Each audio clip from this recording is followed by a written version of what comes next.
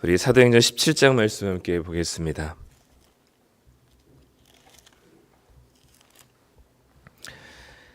신약성경 217쪽 사도행전 17장 1절부터 15절까지 말씀입니다.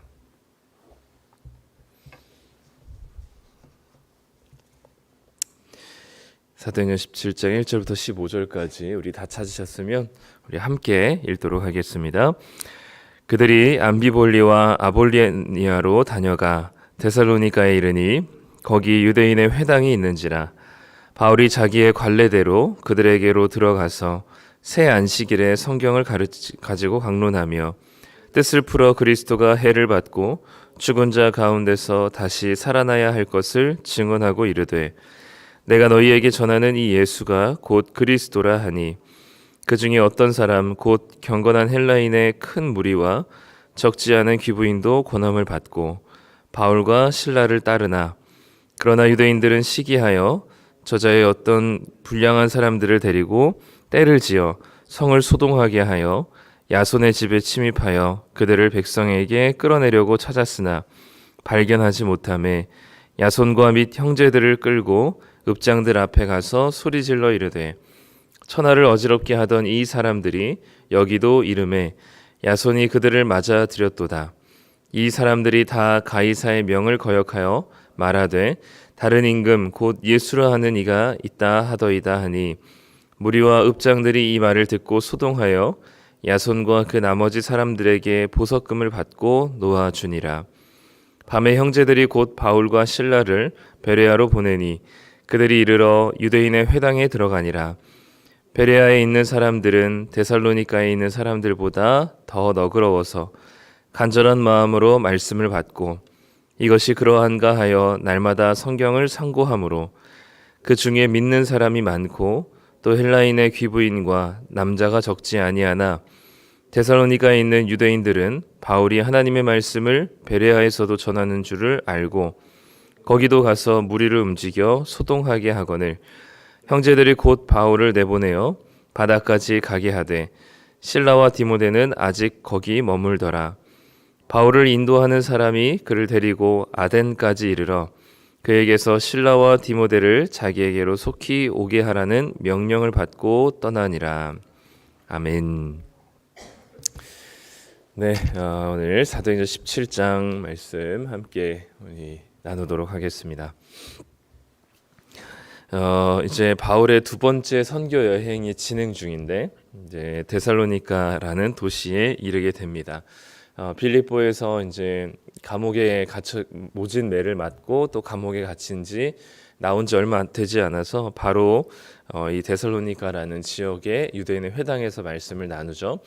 이 데살로니가라는 도시는 나름 이 지역에서 아주 유명하고 큰 도시였습니다. 그래서 여기는 이제 유대인들이 좀 살고 있었기 때문에 회당이 있었고 그 회당에 들어가서 말씀을 전하게 되죠. 오늘 이 데살로니가와 베레아라고 하는 두 도시의 이를 비교해 주면서 복음에 대해서 이제 두 가지 반응이 나타난 이 도시들을 이제 보여주게 됩니다. 데살로니가에서는 이 바울이 복음을 전할 때 2절에 보면 바울이 자기의 관례대로 그들에게 들어가서 새 안식일에 성경을 가지고 강론했다라고 되어 있습니다. 새 안식일이라고 하는 것은 세 번의 안식일이겠죠. 그러면 이제 3주가 되는 겁니다. 3주 동안 아마 짧은 시간에 이 데살로니가에서 복음을 전할 수밖에 없었던 이 바울의 상황들이 유대인들이 이 몇몇 사람들이 바울의 복음에 반응하여서 예수님을 믿게 되자 몇몇 유대인들이 시기하여서 이 바울을 극심하게 이제 박해를 하기 시작합니다. 이 데살로니가에 있었던 유대인들이 얼마나 극심하고 열렬했는지 나중에 베레아라는 곳에 가서 또 복음을 전하게 될 때도 바울을 또 거기까지 와서 사람들의 마음을 충동하고 선동해서 이 바울을 또 내쫓아야만 직성이 풀리는 그런 아주 극단적인 성향을 가지고 있는 사람들이었죠.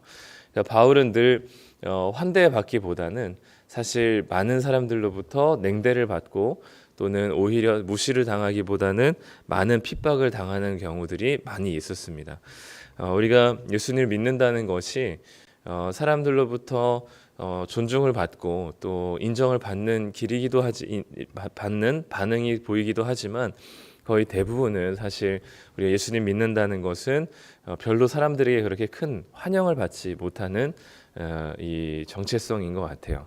그래서 우리가 쉽게 밖에서도 우리가 예수님 믿는 사람이라는 것 또는 그리스도인이라는 사실을 우리가 좀 당당하게 또는 자신 있게 이야기하지 못하는 것 중에 하나도 바로 이러한 부분들이 있지 않을까 싶습니다. 데살로니가에서 복음을 전했을 때도 그 안에서 반응은 두 가지였죠.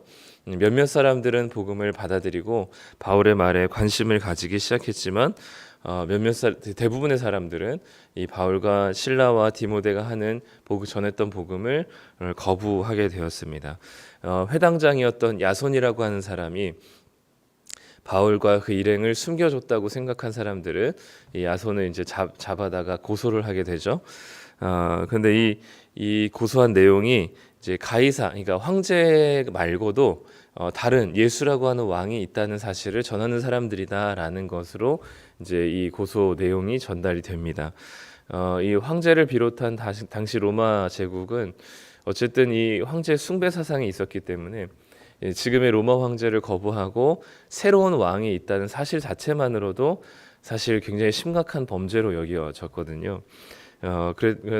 그럼에도 불구하고 이 야손과 그리고 거기 끌려갔던 사람들은 아마도 보석금을 내고 바울과 실라가 다시금 이 데살로니가에 발을 붙이지 못하도록 하는 조건으로 아마 돈을 내고 이제 풀려났을 것으로 이제 예상이 됩니다. 그렇기 때문에 긴급하게 나와야 됐었고요. 그래서 10절에 보면은 밤에 형제들이 곧 바울과 실라를 베레아로 보냈다라고 얘기하고 있습니다. 이 베레아라는 도시는 데살로니가에 비해서는 엄청 작은 도시였고요. 이 작은 도시에 이 바울과 실라가 도착하게 됩니다. 근데 11절에 보면 베레아에 있는 사람들은 데살로니가에 있는 사람들보다 더 너그러워서 이 너그럽다는 말은 이제 개역 한글에서는 신사적이다라고 얘기했습니다. 그러니까 이게 나랑 생각이 다르다고 또는 이 뭔가 우리가 알고 있었던 이야기가 아닌 새로운 이야기를 한다고 해서 데살로니가 사람들처럼 극단적으로 막 일어나서 박해를 하거나 핍박하는 사람들은 아니었다라는 것을 얘기해주고 있는 거죠. 그래서 11절에 보면 더 너그러워서 간절한 마음으로 말씀을 받고라고 했을 때 이 간절한 마음은 누군가로 인해서 강제적이고 또는 등 떠밀려서 뭔가 이 말씀을 들었다는 게 아니라 스스로 자기가 주체가 되어서 적극적으로 능동적으로 말씀을 받았다라는 의미입니다.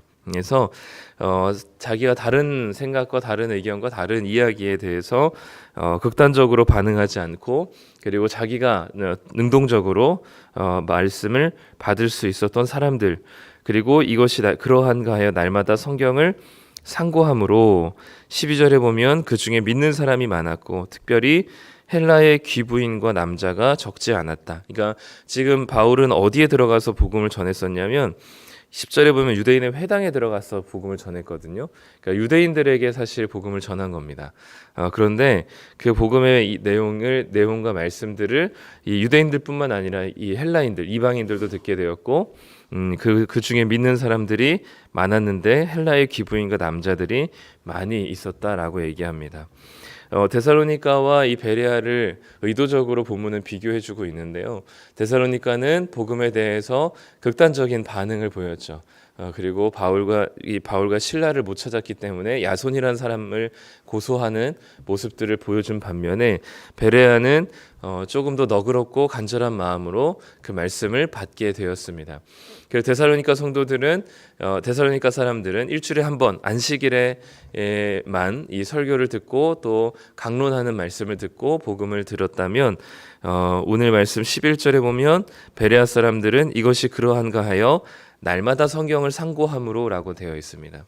즉 이 복음에 대해서 그리고 바울이 전한 복음에 대해서 생소해서 거부할 수도 있었지만 그것을 너그럽게 그리고 능동적으로 그것을 받아들일 줄 알았고 그것이 바울이 전한 복음이라고 해서 그것이 진짜 다 전부 아무런 필터링도 없이 받은 게 아니라 정말 그게 말씀에 그런 것들이 있는지 구약 성경에 정말 바울이 얘기한 그 예수가 그리스도라는 그 이 예언의 성취들이 과연 구약에 있었는지를 날마다 살펴보는 일들을 하게 된 것이죠.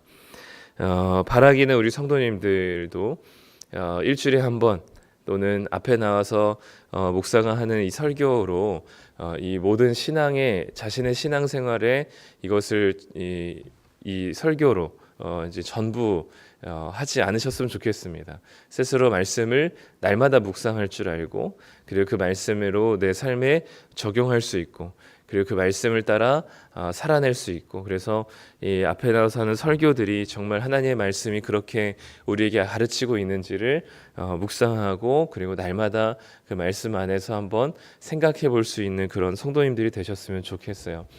이거는 뭐 새로운 일도 아니고요. 사실 우리나라에 처음 성경이 들어오게 되면서 우리 한국 교회 초기 이 역사를 보면 그야말로 성경 중심적인 신앙생활이었던 것 같습니다. 그래서 한 목회자나 선교사에 의존하지 않고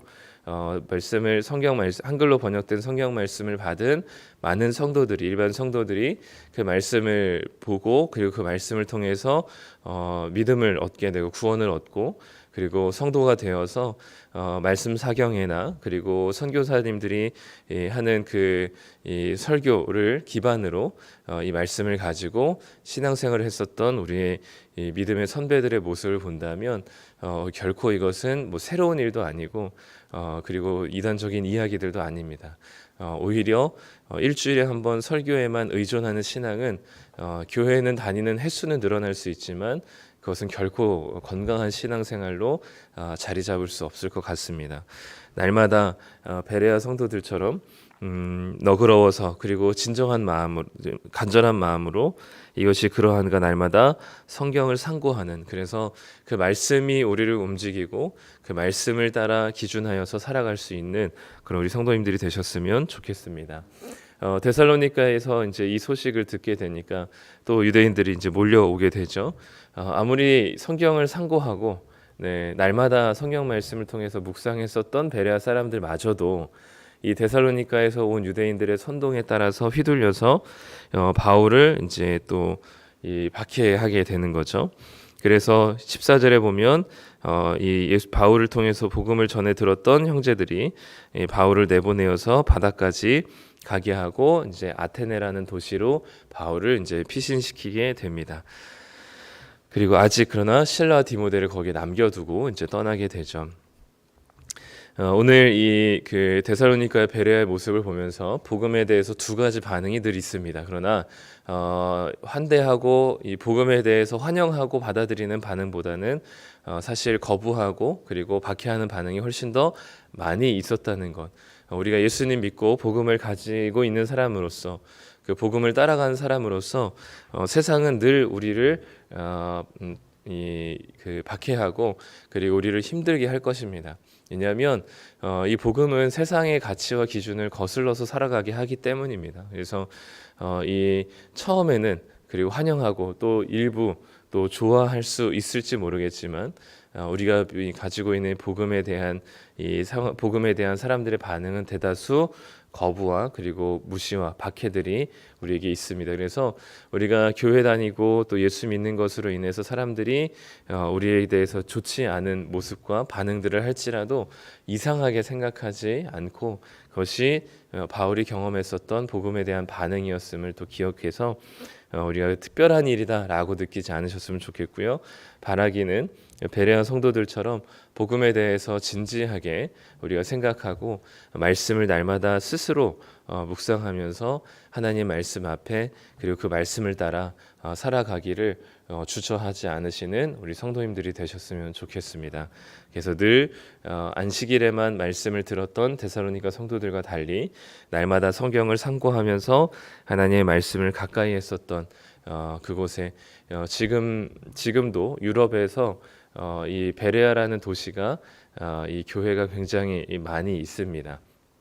그래서 실제로도 교회 안내판과 간판들이 이 도시마다 이제 채워져 있거든요. 그래서 하나님께서 주시는 이 복음에 대한 반응으로 지금까지 이 베레아라는 도시는 그렇게 이 교회로 또 복음으로 물든 곳이 되었습니다. 우리 바라기는 성도님들의 삶에도 이 말씀을 상고하며 그리고 말씀을 묵상하고 그리고 말씀 앞에 늘 나아가셔서 우리 성도님들의 삶에 하나님의 풍성한 은혜가 임하기를 간절히 소망합니다.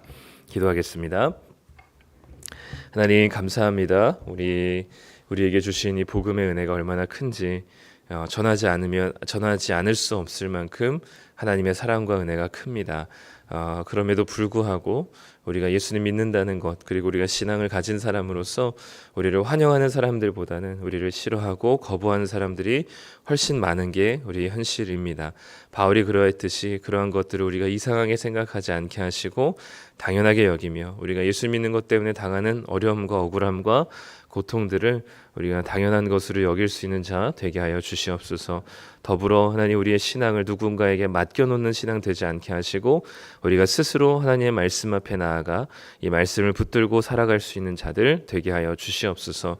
그래서 우리의 어려움과 또 고난 중에서도 우리가 믿음을 가지고 흔들리지 않을 수 있는 것은 주일 설교이기도 하지만 우리가 스스로 말씀을 묵상한 날마다 축적된 그 말씀들이 우리로 하여금 하나님 어려운 중에서도 생각나고 기억나게 하여 주셔서 그 말씀을 붙들어 살아낼 수 있는 자들 되게 하여 주시옵소서.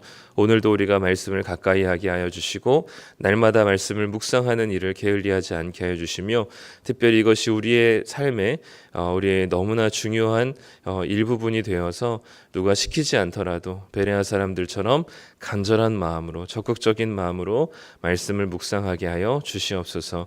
그래서 그 말씀의 묵상의 유익이 얼마나 큰지 우리의 삶의 변화들을 통하여서 경험되어지게 하여 주셔서 누가 시켜서 하는 것이 아니라 우리 가운데 말씀 묵상의 즐거움과 유익을 경험하며 하나님께서 주시는 말씀들의 간절한 마음으로 나아가는 우리들 되게 하여 주시옵소서. 오늘 하루도 우리를 말씀으로 인도하시고 우리를 붙들어 주실 주님의 은혜를 찬양하며 예수님의 이름으로 기도드립니다. 아멘.